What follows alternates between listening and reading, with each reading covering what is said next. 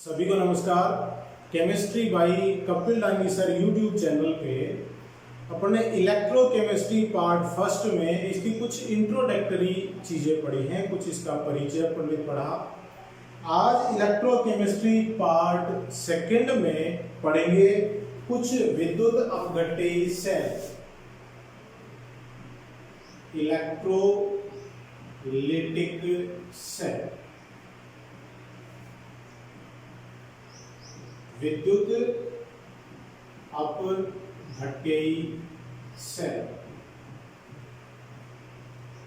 देखिए, विद्युत अपघट्य सेल क्या होते हैं? वह युक्ति जिसमें विद्युत ऊर्जा रासायनिक ऊर्जा में परिवर्तित होती है।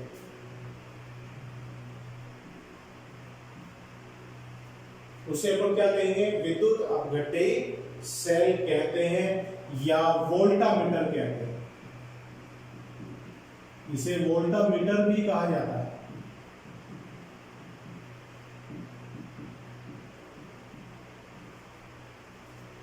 अब देखिए, रासायनिक परिवर्तन कराने के लिए, रासायनिक अभिक्रियाएं कराने के लिए आपको बाहर से विद्युत ऊर्जा देनी पड़ती है। इसका मतलब ये प्रक्रम कैसा है? अस्वतः प्रक्रम है।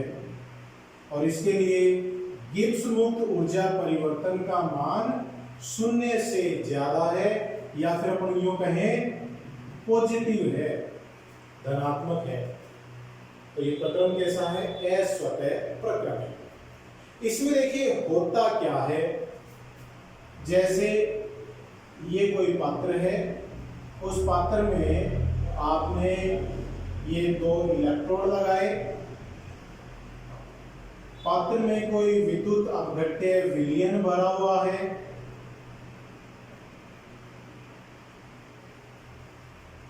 दोनों इलेक्ट्रोडों के बीच में आपने बैटरी लगाकर इस तरह से विद्युत धारा प्रवाहित करी। ये इसका धनावेशित सिरा, जिसे अपन क्या कहते हैं? एनोड। इधर वाला सिरा कैसा है? ऋणावेशित सिरा, जिसे अपन कहते हैं कैथोड। एनोड को लेफ्ट में लिखा और कैथोड को राइट में लिखा। जो ही आपने यहाँ इस बैटरी को चालू किया, ये की चाबी, तो क्या होगा? विलयन में उपस्थित विद्युत अपघट्य में जो धनायन है वो किधर आकर्षित होंगे? कैथोड की तरफ। और जो ऋणायन है वो किधर आकर्षित होंगे? एनोड की तरफ गमन करने लग जाते हैं। और क्या होगा? जैसे में मान लो कि विद्युत अपघट्य AB है इसमें, और उससे धनायन प्राप्त हुआ A+ और ऋणायन प्राप्त हुआ B-। तो एनोड पर कैसी अभिक्रिया होगी? एट एनोड पर जो ऋणायन है वो अपना इलेक्ट्रॉन त्याग देता है और उदासीन के रूप में वहां पर प्राप्त हो जाता है। कैसी अभिक्रिया हुई? ऑक्सीकरण। एनोड पर हमेशा ऑक्सीकरण अभिक्रिया होती है। तो ऋणायन है वो कहां गया? एनोड पर उसने अपना इलेक्ट्रॉन त्याग दिया, ऑक्सीकरण अभिक्रिया हुई। कैथोड पर क्या होगा? कैथोड पर धनायन इलेक्ट्रॉन ग्रहण करेगा और उदासीन स्पीशीज में परिवर्तित हो जाएगा। क्या हुआ? अपचयन हो गया। तो एनोड पर हमेशा ऑक्सीकरण होता है, कैथोड पर हमेशा अपचयन होता है। तो देखिए, ये एनोड है, एनोड पर ऋणायन ने अपना इलेक्ट्रॉन त्यागा, तो इलेक्ट्रॉन एनोड से फिर किधर जाएगा? कैथोड की तरफ। तो इलेक्ट्रॉन का प्रवाह कैसे हुआ? इलेक्ट्रॉन का प्रवाह एनोड से कैथोड की तरफ हुआ।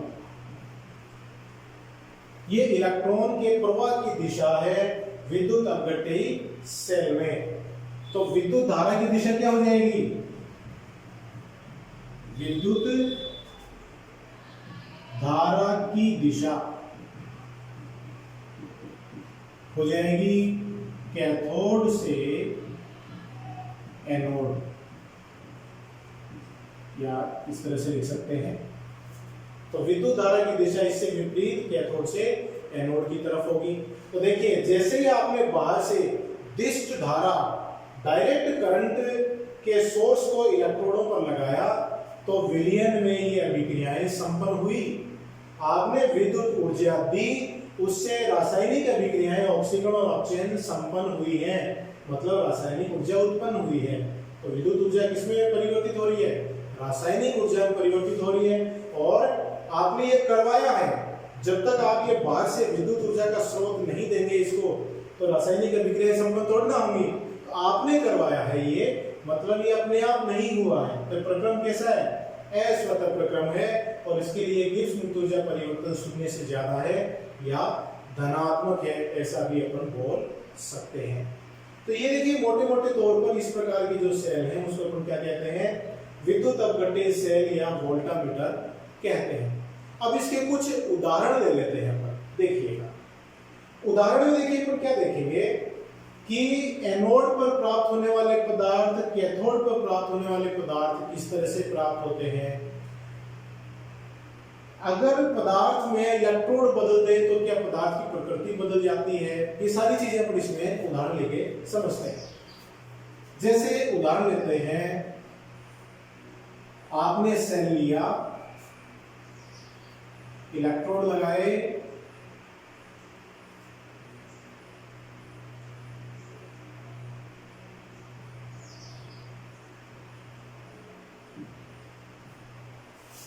ये एनोड, ये कैथोड, और इसमें भर दिया HCl सॉल्यूशन। HCl का विलयन भर देते हैं। तो देखिए क्या होगा। HCl से दो प्रकार के आयन मिले, H+ और Cl-।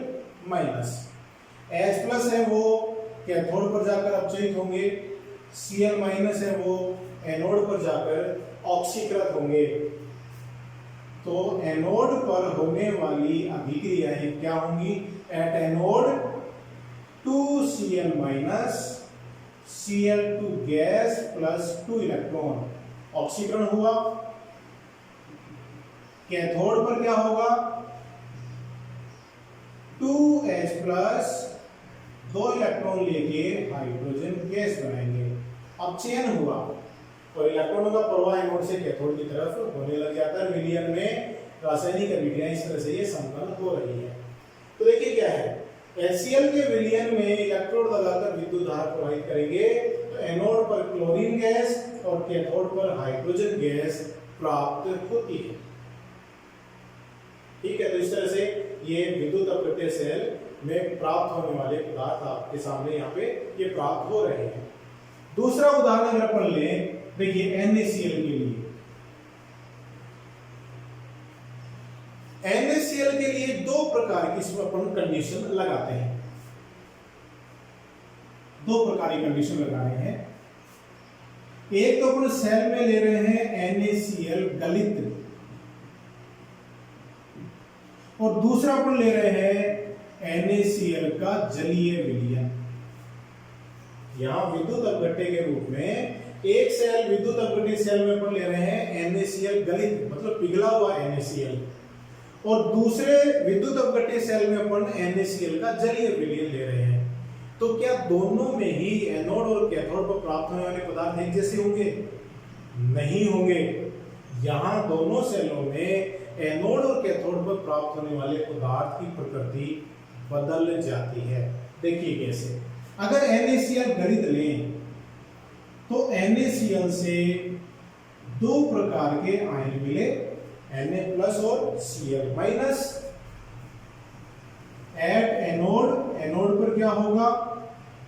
Cl- आयन है वो ऑक्सीकृत हो जाएंगे और क्लोरीन गैस प्राप्त होगी। एट कैथोड, कैथोड पर क्या होगा? सोडियम धातु है वो अपचयित होती है, और सोडियम धातु धनायन अपचयित होता है और सोडियम धातु प्राप्त होती है। तो एनोड पर तो क्लोरीन गैस प्राप्त हुई और कैथोड पर सोडियम धातु प्राप्त होता है। कब? जब आप सोडियम क्लोराइड को गलित रूप में लेते हैं। अब देखिए, अगर आप जलीय विलयन लें तो क्या होता है। जलीय विलयन में भी NaCl से दो प्रकार के आयन मिलेंगे, Na+ और Cl-। अब चूंकि ये जलीय विलयन है तो इसके साथ जल के अणु भी हैं जो दुर्बल विद्युत अपघट्य है और उससे भी इस प्रकार से H+ और OH- आयन प्राप्त हो जाते हैं। अब यहां कंपटीशन हो गया। देखिए क्या, जब आपने NaCl गलित लिया था तो सिर्फ धनायन एक ही प्रकार का था, Na+, ऋणायन भी एक ही प्रकार का था, Cl-।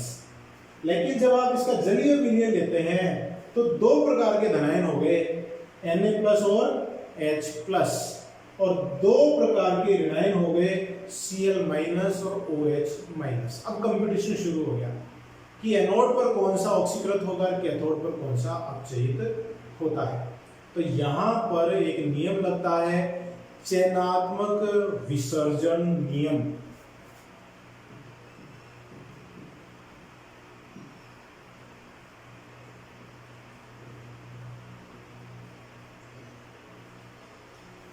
चयनात्मक विसर्जन नियम क्या कहता है कि अगर विद्युत अपघट्य सेल के विलयन में एक समान आवेश वाले एक से ज्यादा प्रकार के आयन उपस्थित हैं तो वह आयन इलेक्ट्रोडों पर जाएगा जिसके विसर्जन ऊर्जा का मान कम होगा, विसर्जन विभव कम होगा, मतलब उसके विसर्जन के लिए कम ऊर्जा की जरूरत पड़ेगी, वह आयन इलेक्ट्रोडों पर प्राप्त होता है। जिस आयन के लिए विसर्जन विभव कम, वह आयन इलेक्ट्रोड पर प्राप्त होता है। अब देखिए इनकी तुलना करते हैं। एट कैथोड, कैथोड पर अगर अपन देख लें तो देखिए Na+ और H+। Na+ का आकार बड़ा है, H+ का आकार छोटा है, दोनों पे धनावेश समान है, लेकिन धनावेश का घनत्व है वो H+ पे ज्यादा है, तो ये तेजी से कैथोड की तरफ आकर्षित होगा और इसको गमन करने के लिए भी छोटी जगह की ही आवश्यकता होती है। तो H+ के विसर्जन विभव का मान सोडियम+ की तुलना में कम होता है, तो कैथोड पर क्या होगा, H+ प्राप्त होगा।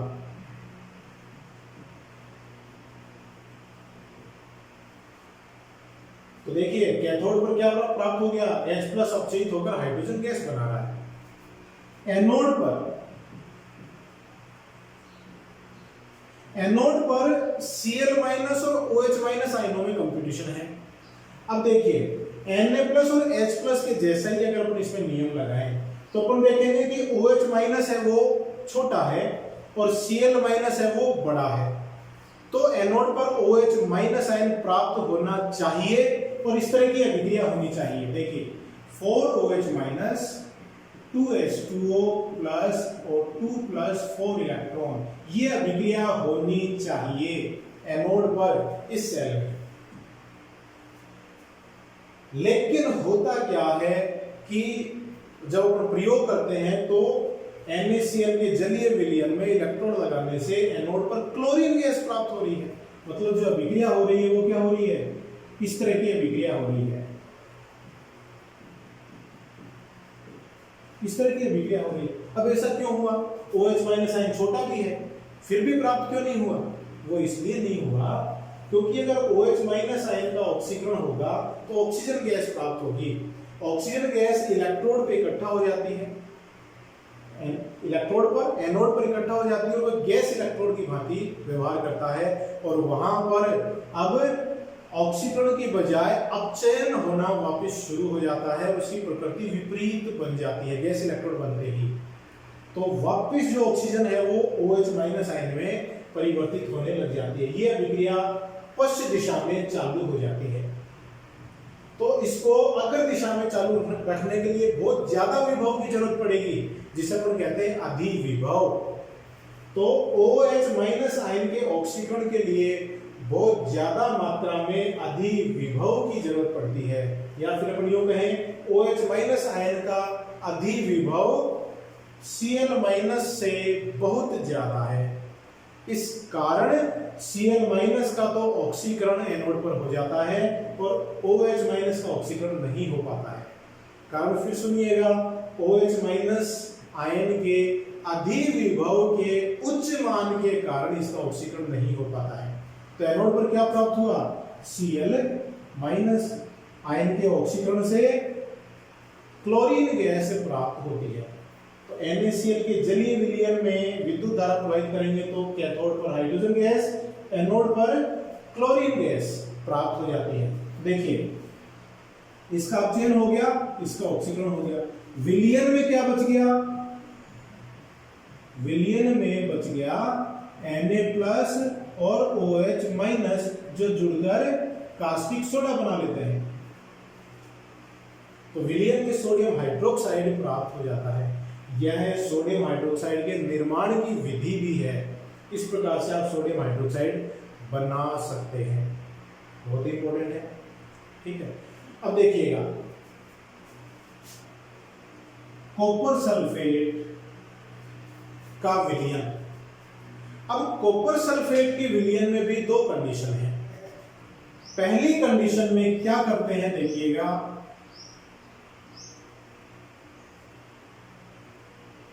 दो इलेक्ट्रोड है आपके पास,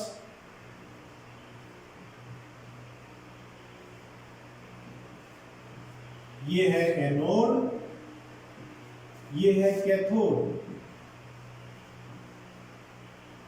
इनको आपने रखा हुआ है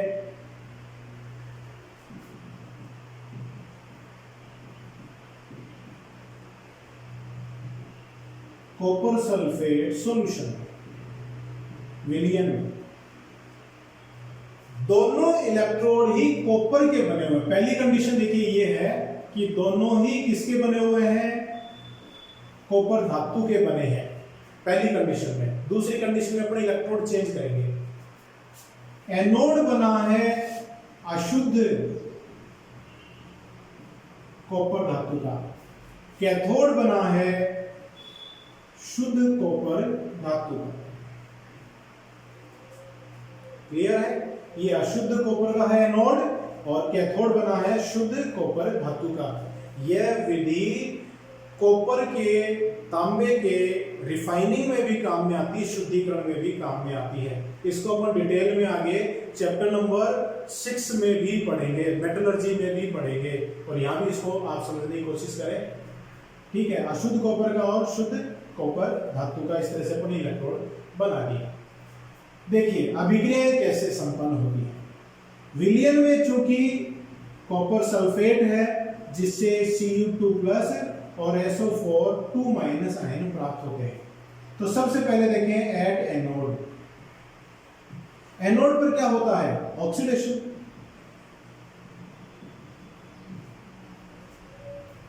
एनोड पर ऑक्सीकरण अभिक्रिया संपन्न होती है। ऑक्सीकरण किसका होगा, ऑक्सीकरण होगा इस अशुद्ध कॉपर धातु में उपस्थित जो कॉपर धातु है उसी का ऑक्सीकरण हो जाएगा, Cu2+ + 2 इलेक्ट्रॉन। मतलब इसमें जो Cu परमाणु है वो ऑक्सीकृत होकर धनायनों के रूप में विलयन में मिलते जाएंगे, और इलेक्ट्रॉन है वो इस तरह से एनोड से कैथोड की तरफ जाएंगे। तो धातु का ही खुद का ही ऑक्सीकरण हो रहा है, और एनोड की धातु ऑक्सीकृत होकर विलयन में मिलती जा रही है।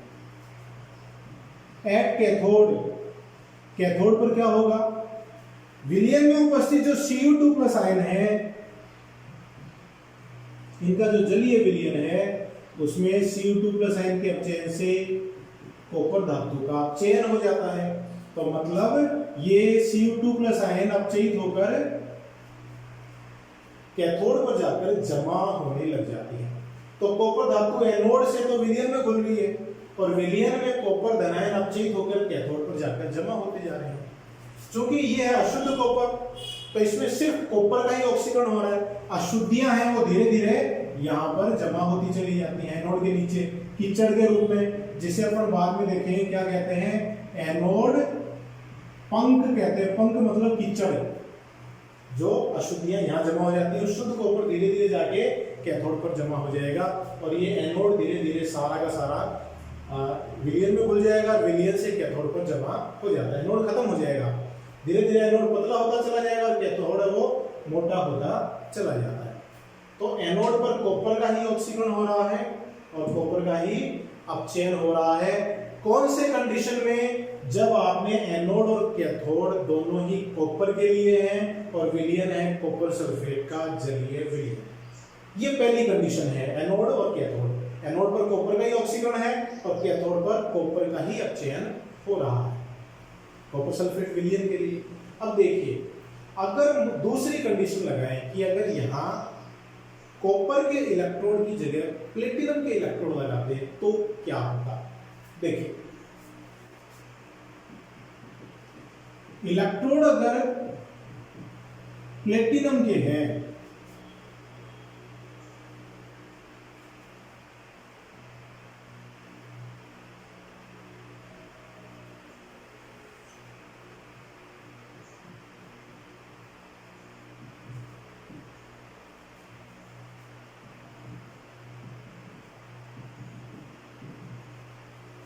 इधर ये एनोड, ये कैथोड। अब के दोनों इलेक्ट्रोड किसके हैं? प्लेटिनम इलेक्ट्रोड है और विलयन वही सेम कॉपर सल्फेट का जलीय विलयन है। इलेक्ट्रोड बदल दिया आपने, तो इलेक्ट्रोडों की प्रकृति बदल देने से भी इलेक्ट्रोडों पर प्राप्त पदार्थ की प्रकृति बदल जाती है। देखिए कैसे।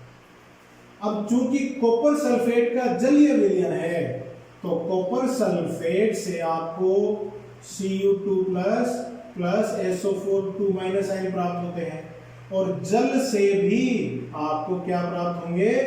H+ और OH- आयन प्राप्त होते हैं।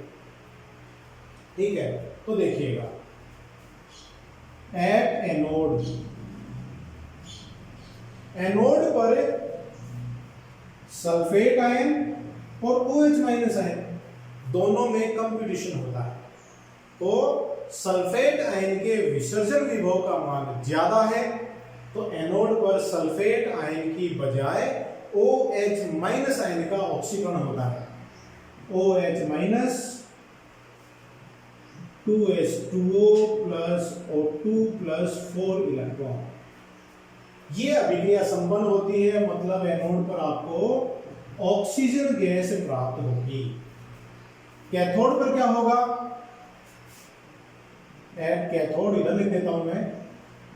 कैथोड पर Cu2 प्लस और H+। अब देखिए यहां पे H+ आयन छोटा है, लेकिन H+ आयन जब इलेक्ट्रोड पे जाके अपचयित होगा तो वो गैस इलेक्ट्रोड की तरफ व्यवहार करेगा और उसके अधिविभव का मान उच्च हो जाता है। ये वापस ऑक्सीकृत होकर विलयन में घुलेगा। तो कैथोड पर H+ के अपचयन की बजाय Cu2+ का अपचयन होता है। तो कैथोड पर तो क्या प्राप्त हुआ? कॉपर धातु प्राप्त हुआ और एनोड पर क्या प्राप्त हुआ? ऑक्सीजन गैस प्राप्त होती है। तो देखिए यहां एनोड पर ऑक्सीजन गैस प्राप्त हो गई। तो अभिक्रिया अपन ने जब पहले कॉपर इलेक्ट्रोड लिया था तो उससे ये भिन्न हो गई कि नहीं? तो इलेक्ट्रोड की प्रकृति बदल देने से भी एनोड और कैथोड पर प्राप्त होने वाले पदार्थों की प्रकृति बदल जाती है। NaCl के लिए भी अपन ने देखा था गलित में अलग उत्पाद प्राप्त हो रहे थे और उसके जलीय विलयन से अलग उत्पाद प्राप्त हो रहे थे। तो विलयन की सांद्रता बदल देने से भी इलेक्ट्रोड पर प्राप्त होने वाले पदार्थ की प्रकृति बदल जाती है। तो सांद्रता है, इलेक्ट्रॉनों की प्रकृति है, ये इलेक्ट्रॉनों पर प्राप्त होने वाले विद्युत अपघट्य के पदार्थों की प्रकृति को बदलते हैं। अब यहाँ पर एक बात आती है कि जो एनोड और कैथोड पर अभिक्रियाएं हैं वो कब तक चलती हैं? वो दो कंडीशन में चलती रहती हैं। पहली कंडीशन कि जो ये बाह्य स्रोत है ये इसमें लगा हुआ है, बाह्य परिपथ बंद होना चाहिए, जुड़ा हुआ होना चाहिए, तब तक ये अभिक्रिया होगी। दूसरी कंडीशन क्या है कि विद्युत अपघट्य की मात्रा इसमें जब तक खत्म नहीं हो जाती है तब तक इसमें ये प्रक्रिया चलती रहती है। तो विद्युत अपघट्य सेल कब तक कार्यशील रहेगा? दो कंडीशन है, पहली बाह्य परिपथ बंद हो और दूसरी विद्युत अपघट्य की मात्रा जब तक है तब तक ये प्रक्रिया चलती रहती है। तो ये अपने कुछ उदाहरण लिए विद्युत अपघट्य सेल के। नेक्स्ट वीडियो में अपन देखेंगे कि इलेक्ट्रोडों पर विद्युत अपघट्य की जो पदार्थ प्राप्त हो रहा है उसकी कितनी मात्रा प्राप्त होती है, विद्युत धारा कितनी प्रवाहित करें तो पदार्थ की कितनी मात्रा प्राप्त होती है। इसको एक बहुत ही इंपॉर्टेंट नियम है फैराडे के विद्युत अपघट्य के नियम, वो अपन नेक्स्ट वीडियो में देखेंगे। दो नियम है, electrolysis, law of electrolysis first और लॉ ऑफ इलेक्ट्रोलिसिस सेकंड, विद्युत अपघट्य नियम प्रथम और विद्युत अपघट्य का नियम द्वितीय। फैराडे के बहुत इंपॉर्टेंट नियम, उसमें न्यूमेरिकल भी पूछे जाते हैं, टिप्पणियां भी पूछी जाती हैं। तो घर पे रहिए, हाथ धोते रहिए, मेरे वीडियोस देखते रहिए। बहुत बहुत धन्यवाद।